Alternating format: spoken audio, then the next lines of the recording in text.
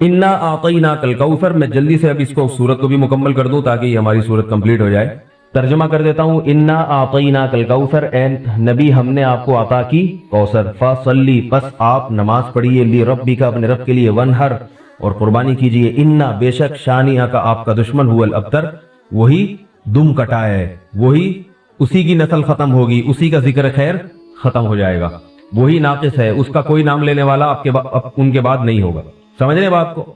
इस सूरत का मैं शान नुज़ूल बता देता हूँ आपको, कुछ इसकी फजीलत क्या है और इसकी तफसीर क्या है, ये आपको तहरीरी शक्ल में मिल जाएगी, लिहाजा लिखने की जरूरत नहीं है। ठीक है, जैसे सूरह फलक और सूरह नास का खुलासा मिल गया ना आप लोगों को, किस किस को मिला है? सबको मिल गया? आपको नहीं मिला? नेट से देख ले, मिल जाएगा इंशाल्लाह, कब से भेजा हुआ है। इसके बाद इज़ा जाअ नसरुल्लाह कुल या अय्युहल काफिरून, इन सूरतों के भी आपको खुलासे सूरह इखलास का मिल जाएगा इंशाल्लाह। तो ये जो भी बता रहा हूँ ये भी तहरीरी शक्ल में आपको दे दिया जाएगा। इस सूरत का शान नुज़ूल ये है कि रसूलुल्लाह सल्लल्लाहु अलैहि वसल्लम को अल्लाह ताला ने हज़रत खदीजा से दो बेटे दिए थे, एक का नाम था कासिम और एक का नाम था इब्राहिम। आप सल्लल्लाहु अलैहि वसल्लम की जितनी भी औलाद हुई है सिर्फ हज़रत खदीजा से हुई है, हज़रत खदीजा के अलावा आपकी औलाद किसी और ज़ौजा से नहीं हुई। हज़रत खदीजा से 4 बेटियां थीं और 2 बेटे, एक बेटे का नाम कासिम, दूसरे का नाम इब्राहिम। कासिम की जब विलादत हुई उनका भी इंतकाल हो गया और इब्राहिम की विलादत हुई तो उनका भी इंतकाल हो गया। अरब में नरीना औलाद की बड़ी अहमियत थी क्योंकि इंसान का नसब उसकी नरीना औलाद से चलता है, बेटियों से नहीं चलता। बेटियां तो गैरों की होती हैं, रुखसती हो के दूसरों के यहाँ चली जाती हैं, उनके नस्ल में इजाफा करती हैं, उनकी नस्ल बढ़ाती हैं। अपने शौहर और अपने शौहर के ददियाल की नस्ल में इजाफा करेंगी वो, अपने बाप की नस्ल में इजाफा कौन करता है? बेटा, क्योंकि नसब किससे चलता है? बाप से चलता है, सिवाय बिलावल भुट्टो के। बिलावल भुट्टो के बारे में मैं कहता हूं कि बिलावल भुट्टो इस्लामी तारीख, गैर मुस्लिमों के यहाँ तो माँ से चलता है जो नेचर के खिलाफ है, लेकिन अहले इस्लाम में इस्लामी तारीख में सिवाय बिलावल भुट्टो के आज तक कोई ऐसा शख्स पैदा नहीं हुआ जिसके नसब और खानदान माँ से चलता हो। बिलावल भुट्टो जरदारी के बेटे हैं मगर खानदान उनका क्या कहलाता है? कौम जो आखिर में लगती है वो भुट्टो कहलाती है, हालांकि वो भुट्टो उनकी वालिदा थी, उनके वालिद मोहतरम भुट्टो नहीं। तो सियासत में इन्होंने नसब ही को बिगाड़ दिया अपना। समझ रहे बात को? तो ये सियासी लोग इतने खतरनाक होते हैं कि ये अपने बाप के नसब को बदल देते हैं सियासत के चक्कर में, क्योंकि जरदारी लगेगा तो वोट नहीं मिलेंगे, वोट भुट्टो के नाम को कैश कराना है। खैर, तो रसूलुल्लाह सल्लल्लाहु अलैहि वसल्लम के 2 बेटे हुए, दोनों का इंतकाल हो गया। अरब में बे औलादी को भी मायूब समझते थे क्योंकि आपकी नस्ल चलेगी बेटों से, और बेटे हैं जो बाप की बहुत ज्यादा इज्जत का जरिया बनते हैं। बेटियों के अपने फजाइल हैं लेकिन जाहिर है नस्ल बेटियों से नहीं चलती। तो जब नबी सल्लल्लाहु अलैहि वसल्लम के दोनों बेटे मर गए, दुनिया से चले गए, तो आस इब्न वाइल बहुत बड़ा दुश्मन था अहले इस्लाम का, वो और कुरैश, दीगर कुरैश, वो ये कहने लगे कि मोहम्मद सल्लल्लाहु अलैहि वसल्लम माद अल्लाह अबतर हैं। क्या मतलब? इनकी नस्ल खत्म और इनका नाम लेने वाला इनके बाद दुनिया में कोई नहीं होगा क्योंकि बेटे ही नहीं है। तो रियाद कौन रखेगा? औलाद ही नहीं है, बाप दादा के नाम कौन लेगा? औलाद तो है ही नहीं, बेटियां हैं। समझ रहे बात को? आप सल्लल्लाहु अलैहि वसल्लम को इस ताने से तकलीफ होती थी, तो उस पर यह सूरत नाजिल हुई कि ए नबी, आपका जिक्र खत्म नहीं होगा, आपकी रूहानी औलाद बहुत होगी। बाकी अल्लाह ने आपको बेटा क्यों नहीं दिया, या दिया तो उठा क्यों लिया, इसकी हिकमत एक और मकाम पे बयान की गई है, वो मैं बताता हूं आपको बाद में। लेकिन बताया गया कि ए नबी, आपका जिक्र खत्म नहीं होगा, बल्कि ये जो कह रहे हैं ना कि आपको खैर नहीं मिली, अबतर उसे कहते हैं जिसकी नस्ल में या जिसको, क्योंकि जिसकी औलाद नहीं है ना उसको ये समझा जाता है, और हकीकत भी ऐसा ही है कि बहुत बड़ी खैर से महरूम हो गया वो। बुढ़ापे में खिदमत के लिए नहीं है, कारोबार संभालने के लिए कोई नहीं है, दीन के मिशन को आगे लेने के लिए, चलाने के लिए नहीं होगा, और तज़किरा नस्ल में नहीं हो सकेगा। तो ये सारी भलाइयों से इंसान महरूम हो जाता है। तो नबी को तसल्ली दी गई, इन्ना आतईना अल कौसर, ए नबी हमने आपको खैर कौसर कहते हैं खैर कसीर को, बहुत ज्यादा भलाइयां हमने आपको अता कर दी हैं। कौसर से नहर कौसर तो है, लेकिन कौसर का जो लुगवी मतलब है, डिक्शनरी में जो मतलब है वो क्या है? असल में हौज़े कौसर को नहीं कहते, बल्कि किसे कहते हैं? खैर कसीर। ए नबी हमने आपको खैर कसीर। सही तरह से बात कहने की, सुनने की, समझने की, और फिर हम सबको अल्लाह ताला अमल की तौफीक अता फरमाए। जब भी किसी कंट्री का, किसी मुल्क का सफ़र होता है, अल्हम्दुलिल्लाह अपने मुल्क की अहमियत और ज़्यादा बढ़ जाती है। हमारे यहाँ 2 किस्म के तबके हैं, कुछ जब बाहर जाते हैं तो वापसी पे अपने मुल्क को गालियाँ देते हैं, बुरा भला कहते हैं, کچھ ایسے ہیں جو باہر جاتے ہیں تو ان کو اپنے کنٹری کی قدر ہو جاتی ہے. تو کون لوگ ہیں جن کو باہر جا کے اپنے ملک کی قدر اور بڑھ جاتی ہے, اور کون ہیں جو جب باہر جاتے ہیں تو اپنے ملک کی ویلیو ان کی نظر میں ختم ہو جاتی ہے؟ آپ کہیں گے مفتی صاحب قرآن کی آیت آپ نے کون سی پڑھی ہے, بیان کیا شروع کر دیا آپ نے. میرا اپنا اسٹائل ہے, اپنا بات سمجھانے کا طریقہ ہے, تو ہر شخص کا اپنا طریقہ ہوتا ہے, لیکن مقصد قرآن کی اس آیت ہی کا مفہوم ہوتا ہے, وہی مضمون جو اللہ تعالیٰ نے بیان کیا اسے میں اپنے انداز سے بیان کرتا ہوں. جب بھی کسی آیت کی تفسیر کی جائے گی تو ہر مفسر کا اپنا انداز ہوتا ہے اسے ایکسپلین کرنے کا, اسے بیان کرنے کا, اس میں کوئی حرج نہیں ہے. نبی کریم صلی اللہ علیہ وسلم کی حدیث ہے ان من البیان لسحرا, اور آپ نے فرمایا کہ بعض, میں اپنے بارے میں نہیں کہہ رہا, یہ جنرلی ایک نبی نے بات کی ہے کہ بعض بیانوں میں جادو ہوتا ہے, یعنی جادو کا مطلب اثر زیادہ ہوتا ہے اس میں. تو اس سے پتہ چلتا ہے کہ یہ ہر شخص کا اپنا ایک انداز ہوتا ہے کہ کس طرح سے وہ بات کو سمجھاتا ہے. تو ہم جب باہر جاتے ہیں, بہت سے لوگ جاتے ہیں, ہم اکیلے نہیں ہیں, جب واپس آتے ہیں تو کچھ لوگ اپنے ملک کو برا بھلا کہہ رہے ہوتے ہیں, ہمارا ملک ایسا, ہمارا ویسا, وہاں تو ایسا ہے, یہاں ایسا ہے, وہاں ایسا ہے, یہاں ایسا ہے. دیکھا ہوگا آپ نے, لیکن حقیقت یہ ہے کہ ہمارے دل میں اپنے ملک کی قدر بڑھ جاتی ہے. آپ کہہ سکتے ہو کس قسم کی باتیں کر رہے ہو, کیوں بڑھ جاتی ہے بھائی؟ یہاں لوگوں کی جانیں محفوظ ہیں, بولو.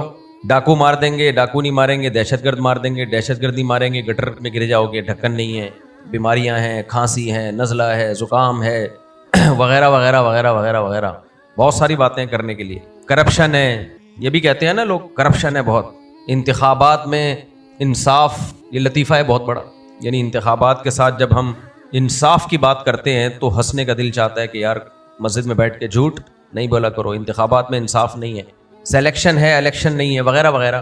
اتنی ساری بری بری چیزیں ہیں, اور مفتی صاحب بول رہے ہیں ہم جب باہر جاتے ہیں تو اپنے ملک کی قدر بڑھ جاتی ہے. تو آپ کو تعجب تو ہو رہا ہوگا, یار کس قسم کی باتیں ہو رہی ہیں, کیا ہوگی؟ دیکھو ہر شخص کا نا چیزوں کو ناپنے کا پیمانہ دوسرے سے مختلف ہوتا ہے. ہر شخص کا, تھوڑی گاڑی اردو ہو گئی, میں کسی اور اسٹائل میں سمجھاتا ہوں, اسٹائل نہیں یعنی اور آسان الفاظ میں سمجھاتا ہوں.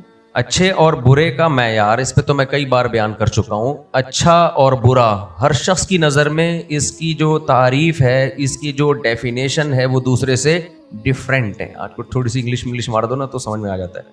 تھوڑی سی کیا ہے وہ, ڈفرینٹ ہے, مختلف ہے, تھوڑی سی مختلف ہے. آپ نے دیکھا ہوگا جو بوڑھے لوگ ہیں گاؤں دیہاتوں میں رہنے والے, ان کے بچے ان کو امریکہ بلا رہے ہوتے ہیں, جاپان بلا رہے ہوتے ہیں, وہ نہیں جاتے. ان کے بچے کہہ رہے ہوتے ہیں کہ دیکھو اتنی اچھی سڑکیں, ایسا ماحول, وہ نہیں جاتے. کیوں؟ ان کی نظر میں اپنے خاندان کے ساتھ رہنا آخری عمر میں, اپنے ریلیٹیوز کے ساتھ زندگی گزارنا, یہ زیادہ, اس کی امپورٹنس زیادہ ہے. ابھی ایک صحافی کا کلپ میں نے دیکھا, بڑی اچھی بات کی انہوں نے. ویسے وہ مولویوں کو صبح و شام لتاڑتے رہتے ہیں, مولانا ایسے مولانا ایسے, لیکن کبھی کبھار اچھی باتیں بھی کر دیتے ہیں. انہوں نے ارشاد فرمایا کہ ہماری کوئی سسٹر ہیں جو فورن کنٹری میں, تو ان بیچاری کی قسم پرسی بیان کی انہوں نے, کیسے تنہائی کی زندگی گزار رہی ہیں, گاڑی ہے, گھر ہے, لیکن وحشت ہے زندگی سے. تو اب دیکھو ان کی نظر میں, حالانکہ وہ بڑا لبرل آدمی ہے, سیکولر ٹائپ کا آدمی ہے, لیکن اس کی نظر میں بھی اس کی ویلیو ہے کہ یہ والی ایج نہیں ہے اس لائق کے باہر زندگی گزاری جائے. اپنے خاندان سے دور, اپنے چاہنے والوں سے دور, اپنی اولادوں سے دور, اپنے دامادوں سے دور, اپنی بہوؤں سے دور. اکثر میں نے دیکھا بوڑھے لوگ نہیں جاتے, کہہ رہے ہیں بھائی جہاں زندگی گزری ہے وہیں گزاریں گے. تو ان کی نظر میں پاکستان زیادہ اچھا ہے ان کے لیے, یہاں ان کو محبت مل رہی ہے, خدمت مل رہی ہے. وہاں ان کا خیال یہ کہ اتنے بڑے گھر میں تو ہوں گے, مگر ہوں گے اکیلے. اتنے بڑے بڑے گھر ہیں کہ آپ یہاں سے وہاں تک جاؤ تو قصر کی نماز پڑھنی پڑے گی, مجھے ایسا لگتا ہے, اتنا لمبا سفر کر کے. لیکن پورے گھر میں کتنے بندے ہیں؟ 2 بندے. اب 500 یا 1000 گز کے گھر میں 2 بندے لائف کو انجوائے کیسے کریں گے؟ خود سوچو, کیا خیال ہے؟ ایک دوسرے کا منہ دیکھ دیکھ کے بیزار ہوں گے کہ نہیں ہوں گے؟ جو لڑکے ڈیٹ مارتے ہیں نا, ڈیٹ معشوقہ سے ملتے ہیں, وہ بھی 1 گھنٹہ 2 گھنٹہ 3 گھنٹہ, اس کے بعد وہ بھی کیا ہو جائے گا؟ وہ عاشق جو خودکشی کی دھمکیاں دیتا ہے نا, اس کی بھی ایک لمٹ ہے. اس کے بعد وہ بھی بیزار ہو جائے گا, چل بھائی تو اپنے گھر جا اور میں اپنے گھر جاؤں. کبھی آپ نے دیکھا نہیں ہوگا کہ ڈیٹنگ پوائنٹ پہ 2 عاشق جا کے بیٹھے اور اب تک بیٹھے ہوئے ہی ہیں, 1 آدھ گھنٹے بعد جاؤ تو وہاں سے شاٹ, یا تو پولیس نے بھگا دیا ہوتا ہے یا ویسے ہی چلے گئے ہوتے ہیں. سمجھ میں نہیں آ رہی بات؟ تو اب آپ بتاؤ, اتنے بڑے گھر میں 2 بندے ایک دوسرے کو دیکھ دیکھ کے بیزار ہوں گے کہ نہیں ہوں گے؟ گاڑی بھی مل گئی, گھر بھی مل گیا, سب کچھ ہے, کیا کریں؟ سر ماریں؟ ہمارے یہاں تو حل ہے، بچے بچے ہو جاتے ہیں. تبھی میں بار بار ایک جملہ کہتا ہوں، اس کو یاد رکھ لو. ہمارے جملوں کو ہلکا نہ سمجھا کرو. یہ ہمارے زندگی بھر کے تجربے اور ٹوٹا پھوٹا علم ہوتا ہے، ہلکا نہ لیا کرو. میں جو بار بار کہتا ہوں نا، میاں بیوی بچوں کو نہیں پالتے ہیں، بچے میاں بیوی کو پالتے ہیں، ماں باپ کو پالتے ہیں. سمجھ میں نہیں آ رہی بات؟ بچوں کو جتنی ضرورت ماں باپ کی ہے، ماں باپ کو بھی اتنی ضرورت بچوں کی ہے. انہی کی وجہ سے ملے رہتے ہیں.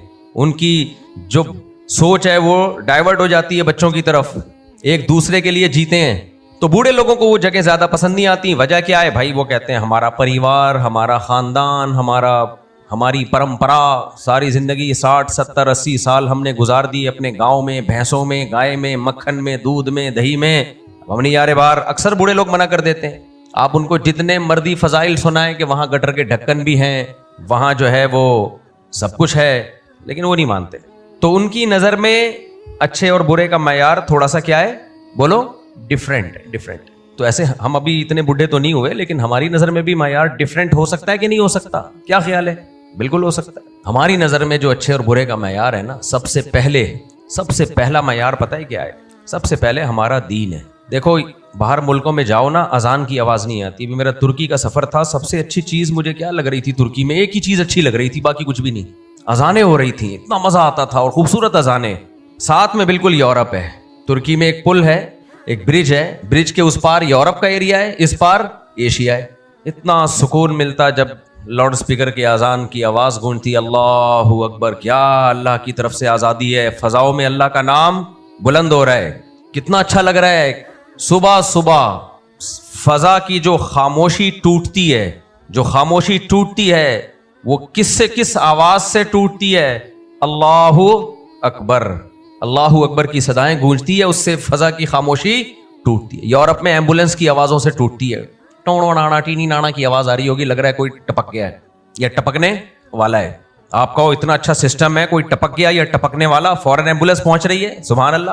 وہ اس لیے پہنچ رہی ہے کہ بڈھے کو اٹھانے والا کوئی بھی گھر میں، ارے اس بڈھے کو کوئی گھر میں اٹھانے والا نہیں ہے. ان ملکوں میں بڈھا پڑا ہوا ہے، اس کو گورنمنٹ کو پتا ہے ایمبولنس نہیں پہنچے گی، نکل لے گا پتلی گلی سے. ہمارے ایمبولنس لیٹ پہنچتی ہے، اپنی پرسنل گاڑی میں ڈال کے ابا جی کو لوگ، دادا نانا کو لوگ لے جاتے ہیں.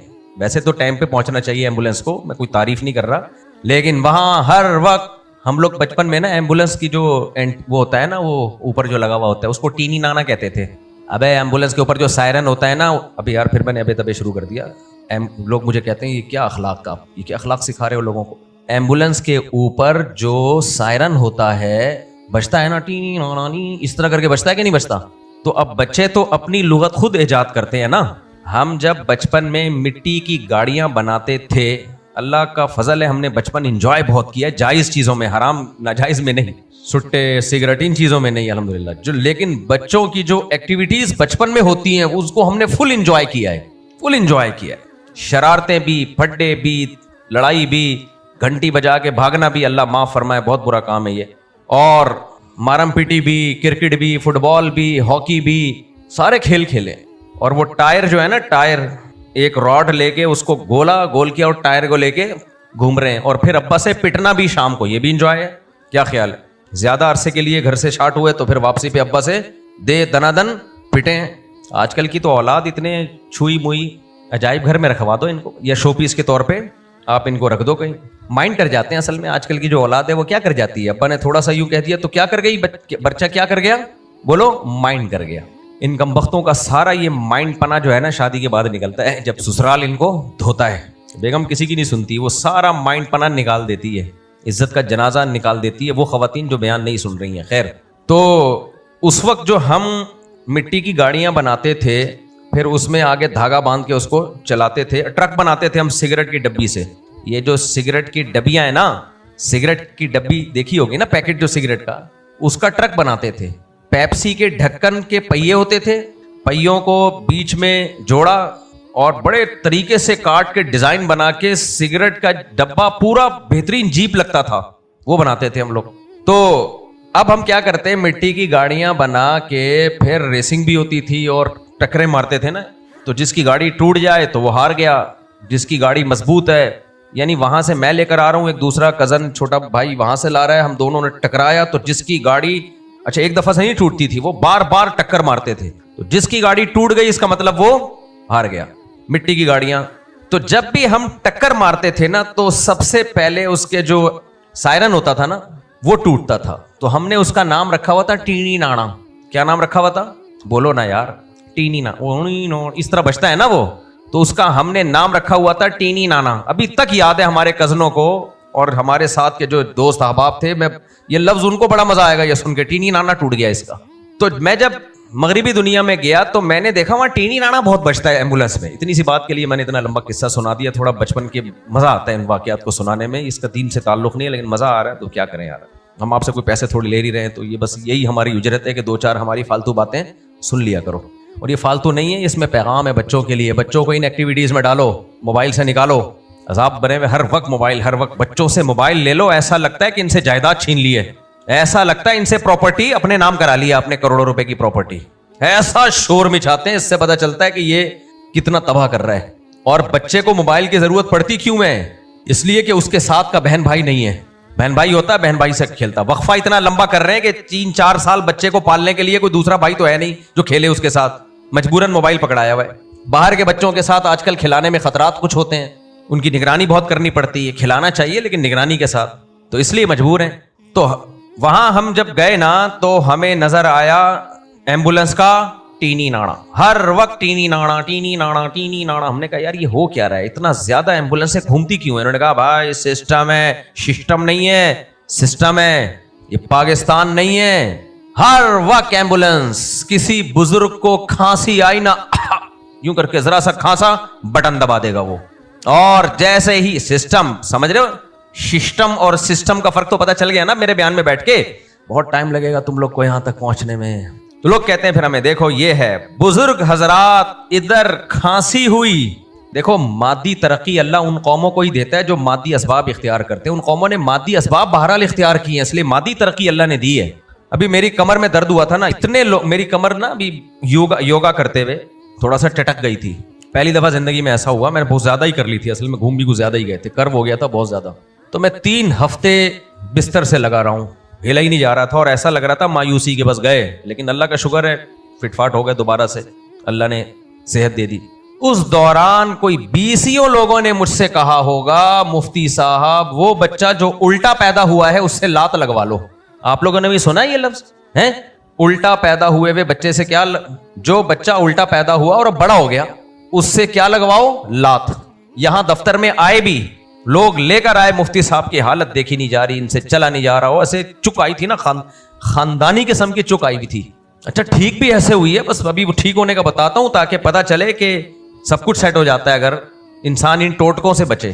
कितने लोग आए हैं, यहां पहुंच गए कि नहीं मुफ्ती साहब तो मानते नहीं इन चीजों को। अच्छा मेरी चीखें निकल रही थी दर से, जो मेरी हालत थी, चीखें निकल रही थी दर से। मैं आप लोग को ये वाकया इसलिए सुना रहा हूं ताकि आप में भी कॉन्फिडेंस पैदा हो इन चीजों में।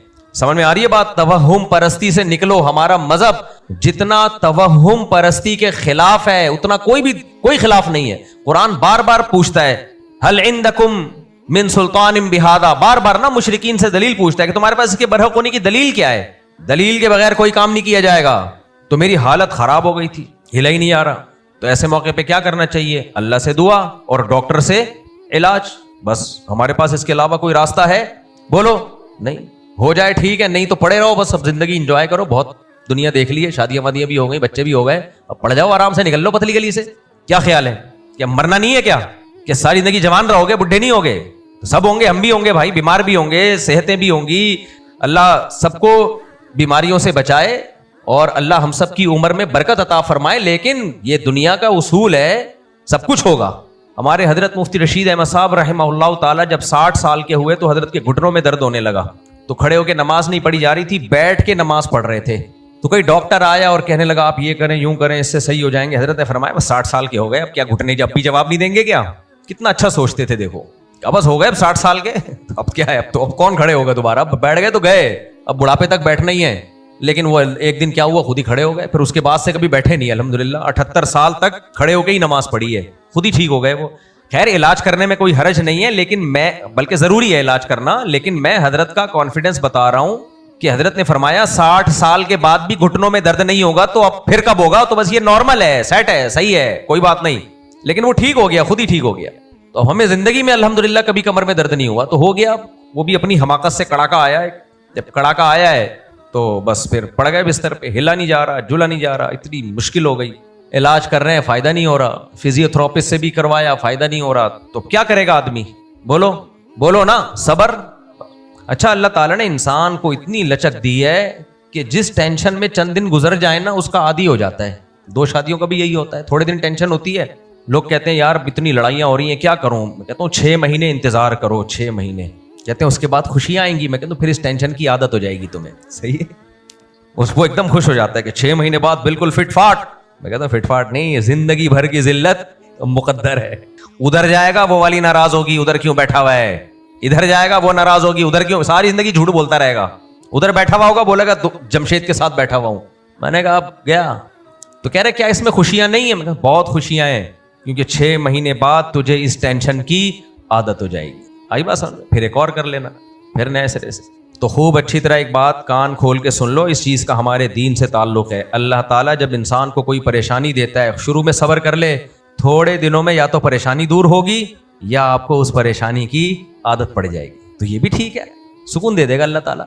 اللہ کسی سے آنکھیں چھین لے, اس سے بڑی کوئی آزمائش ہو سکتی ہے؟ بینائی چلی جاتی ہے لوگوں کی.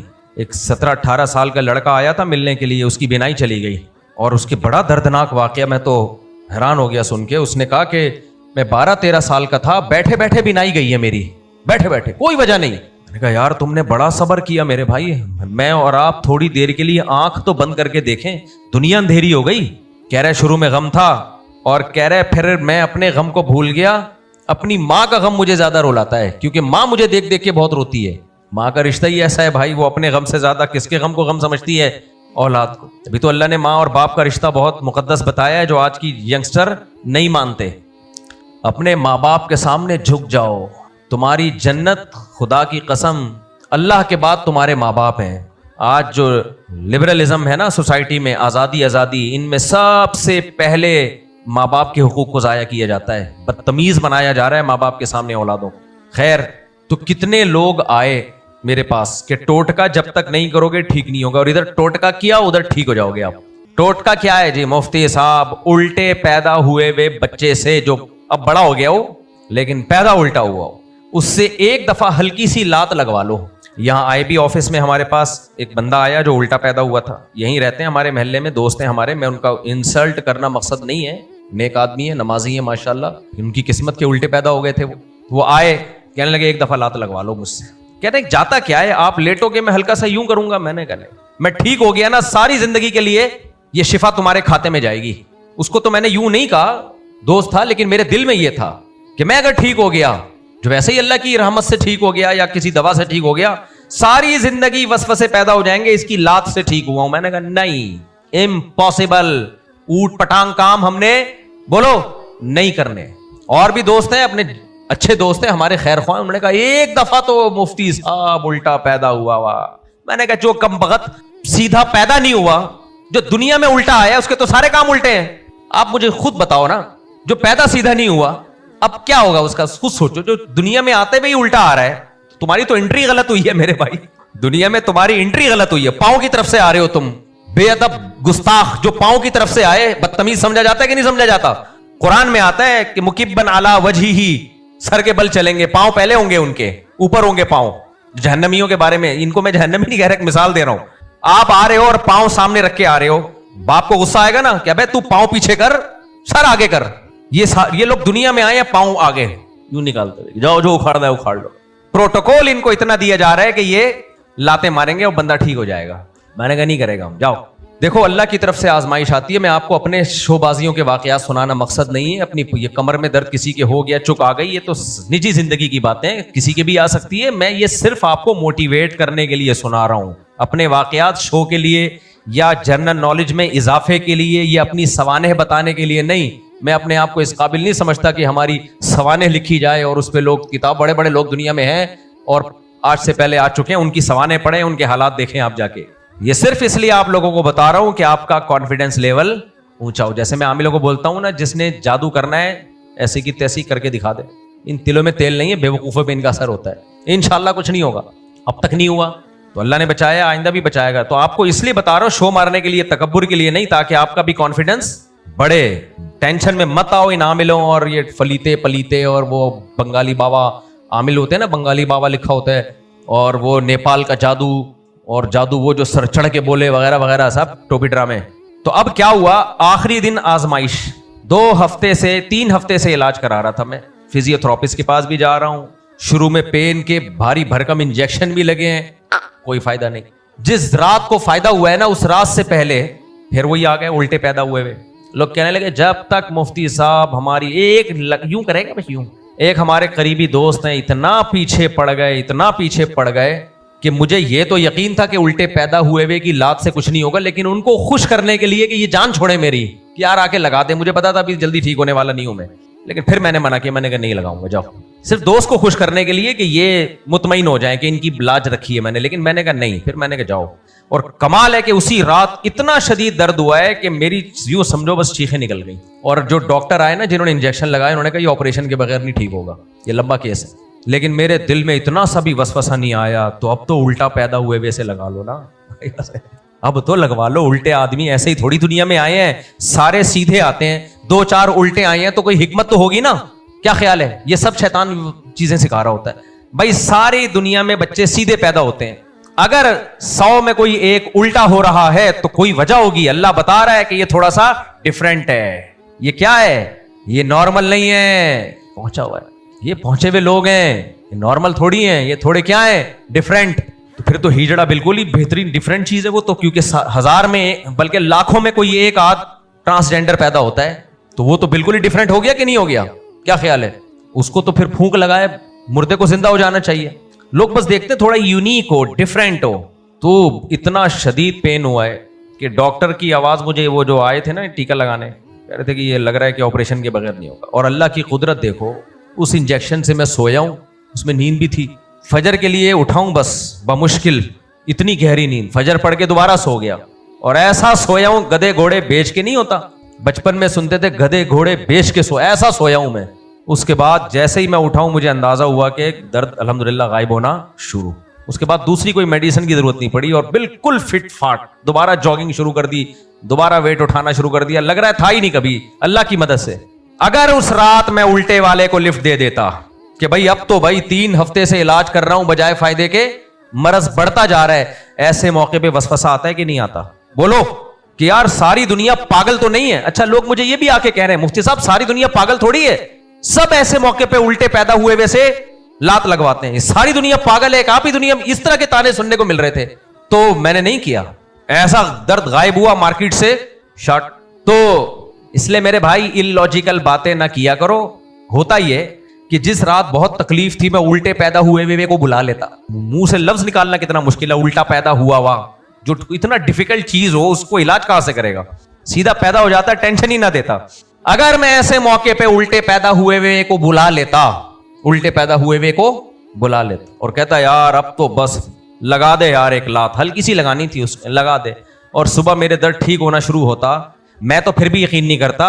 लेकिन जो मेरे साथ उठने बैठने वालों के दिल में वसवसे आ जाते कि नहीं आ जाते, यार कुछ तो है, 3 हफ्ते से मौलवी साहब ठीक नहीं हो रहे थे, बेल आखिर उल्टे पैदा हुए वे ने एक लात मारी, और उल्टे पैदा हुए वे की उल्टी लात से अल्लाह ने मुफ्ती साहब को बेल आखिर ऐसी शिफा दी कि दर्द मार्केट से शार्ट हो गई। तो ये सारे मंजन इसी तरह से बिकते हैं कि शिफा आपके मुकद्दर में लिखी हुई होती है, कोई उल्टा पैदा हुआ आके कैश करा के ले जाता है।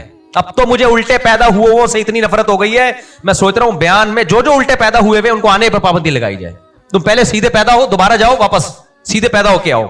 वैसे भी आजकल तो डॉक्टर ऑपरेशन कर देते हैं, उल्टा पैदा ही नहीं होने देते। मैं ये भी कहता था यार, अगर ये तो डॉक्टर तो आजकल उल्टा पैदा ही नहीं होने दे रहे किसी को, ये तो फिर बीमारी की शिफा ही खत्म हो जाएगी। फिर जिसकी कमर में दर्द होगा वो क्या करेगा? क्या ख्याल है भाई? मेरे भाई हम मुसलमान हैं। हमारे हजरत मुफ्ती रशीद अहमद साहब रहिमहुल्लाह ताला बड़ी प्यारी बात कहा करते थे, फरमाते थे कुछ लोग तौहीद परस्त होते हैं, मुशरिक नहीं होते, लेकिन मिजाज के मुशरिक होते हैं। मिजाज के क्या होते हैं? मुशरिक। यानी इत्तिफाक से मुसलमान घराने में पैदा हो गए तो मजबूरन तौहीद परस्त हैं, वरना इनका दिमाग तौहीदी नहीं है। इनको हिंदू घर में पैदा होना चाहिए था। मिजाज उनको तौहीद अच्छी नहीं लगती कि सिर्फ अल्लाह से होता है, अल्लाह के गैर से नहीं होता, उनको मजा नहीं आता ये जुमला सुनने में। और कुछ توحید پرست ہوتے ہیں مزاج میں. سمجھ میں آ رہی ہے بات؟ ان کو یہ اللاجیکل باتیں ہضم ہی نہیں ہوتی. تو اللہ ہمیں حقیقی توحید پرست بھی بنائے اور مزاج بھی ہمارا توحید پرستوں جیسا بنائے. سمجھتا ہے کہ نہیں سمجھتا؟ مزاج کیسا بنائے؟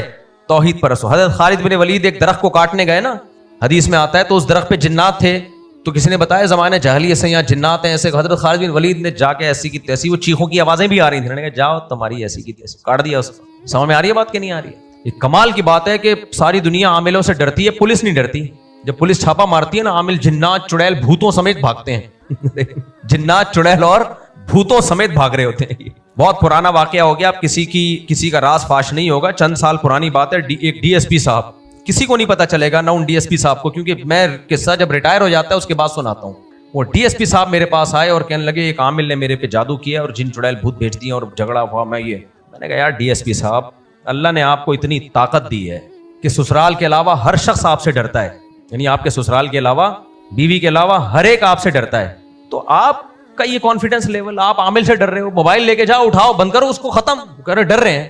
خیر ہم نے اتنا ان میں الحمدللہ کانفیڈنس بھر دیا. میں نے کہا بھائی ڈی ایس پی سے ساری دنیا ڈرتی ہے, آپ کو اللہ نے طاقت دی ہے, پاور دی ہے. ویسے بھی پولیس کے پاس بہت طاقت ہے. پولیس والے اتنی پاور دنیا میں کسی پولیس کے پاس نہیں ہے جو ہمارے پاس. ابھی پھر موضوع چینج ہو گئے. کچھ بھی جیب میں ڈال کے اندر بند کر دو اس کو. یعنی پولیس والوں نے کیس بنانا ہے. جو پولیس والے بیان سن رہے ہیں ان کے علاوہ کی بات کر رہا ہوں, جو بیان سن رہے ہیں بہت نیک شریف. پولیس کسی کو پھنسانا چاہے, کسی کا باپ بھی روک سکتا ہے. بولو, جیب میں چرس کی پڑیا لے کے گھوم رہے ہوتے ہیں سب, نہیں, جو بیان سن رہے ہیں ان کے علاوہ.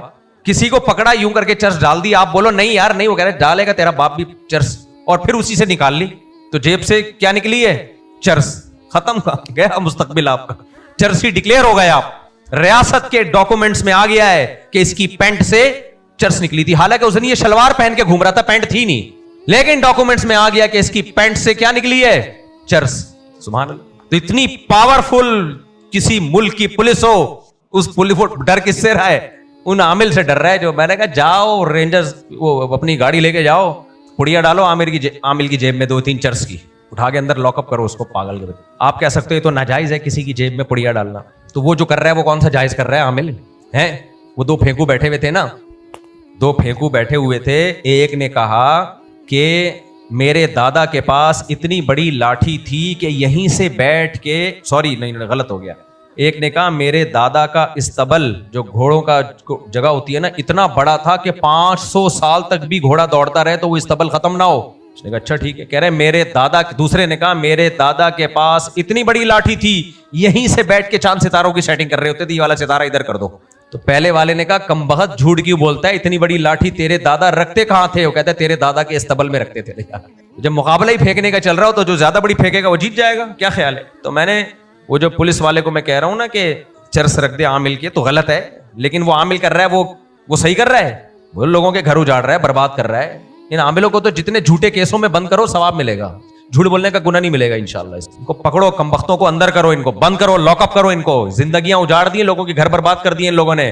تو خیر ہم اپنے قصے کی طرف آتے ہیں. تو وہ میں جلدی سے آپ کے کانفیڈنس کے لیے ایک اور واقعہ سناؤں. ہمارے بھانجے ہیں, ان کو 6-7 سال کی 7-8 سال کی عمر میں یرقان ہو گیا. ادھر ہی رہتے تھے پہلے پڑوس میں ہی. ہیپاٹائٹس ہو گیا. کتنے لوگوں نے کہا کہ ان کے گلے میں جوتوں کا ہار ڈال دو, پتے کر لو اور پیلیا جھڑوا دو اور یہ کر دو اور وہ کر دو. اللہ کا شکر ہے جو ہمارا بہنوئی ہے, وہ بھی ہمارا 8ویں کلاس سے ہمارا پرانا دوست بھی ہے. وہ ہم دونوں ایک ہی شیخ سے بیعت ہوئے تھے, مفتی رشید احمد صاحب رحمہ اللہ سے. تو اس کا بھی یہی جذبہ تھا, ہمارا بھی یہی جذبہ. ہم نے کہا یہ نہیں ہوگا بھائی. سب نے رشتہ داروں نے کہا بھائی پیلیا جھڑوائے بغیر نہیں اترتا.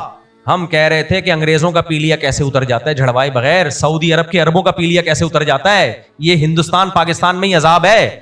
یہ جھڑوانے والوں کی دکانیں چمکتی ہیں, بے روزگار لوگ ہوتے ہیں, یہ دھندا شروع کر دیتے ہیں. ایک کو میں نے دیکھا جوتوں کا ہار ڈال کے گلے میں گھوم رہا ہے. میں نے کہا کیا ہو گیا؟ کہہ رہے ہیں پیلیا جھڑوا رہا ہوں. چپلیں تھیں, کہہ رہے ہیں جیسے جیسے پیلی چپلیں تھیں, جیسے جیسے پیلا ختم ہوگا تو وہ. میں نے کہا پیلیا پیلے رنگ کی وجہ سے تھوڑی ہوتا ہے جو پیلا رنگ نکل رہا ہے. یہ تو لیور کام کرنا چھوڑ دیتا ہے, بلڈ بنانا چھوڑ دیتا ہے, تو خون جو چہرے کی سرخی ہے وہ سرخی ختم ہو جاتی ہے, اس لیے پیلے پیلے لگتے ہیں. تو اس کا حل تو یہ کہ لال کلر بھر کے انجیکشن لگاؤ ریڈ کلر کے, اس سے شاید سرخی آ جائے. اگر کرنا ہی ہے یہ تو لیور کا علاج کراؤ میرے بھائی, جگر کا علاج کراؤ. نہ جھڑوائے بغیر نہیں جاتا. ہمارے یہاں مشہور ہے یا نہیں ہے؟ اللہ کا شکر ہے, نہ ہم نے کبھی پیلیا جھڑوایا بچوں کا, نہ کسی کا, ایسی کی تیسی. نہیں جھڑوایا اس نے, ٹھیک ہو گئے بچے, خود فٹ فاٹ بھاگتے دوڑتے ہیں, تو ان بچوں کی شادیاں ہو گئی, ان کے بچے ہو گئے.